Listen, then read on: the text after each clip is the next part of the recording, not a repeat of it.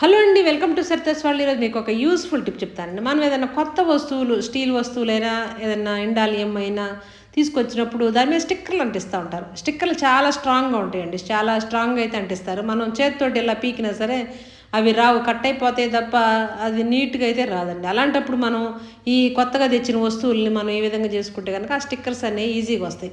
మనం స్టిక్కర్స్ తీయకుండానే వాడామనుకోండి, ఆ వాటర్ అంతా దాని మీద తడిచిపోయి అదంతా అంటుకొని పోయి తెల్లగా కనిపిస్తూ ఉంటుంది. పైన ఆ కలర్ అవన్నీ పోయినా సరే తెల్లగా కనిపిస్తూ ఉంటుంది. అలా కాకుండా ఇలా చేసుకుంటే సూపర్గా అయితే ఉంటుంది.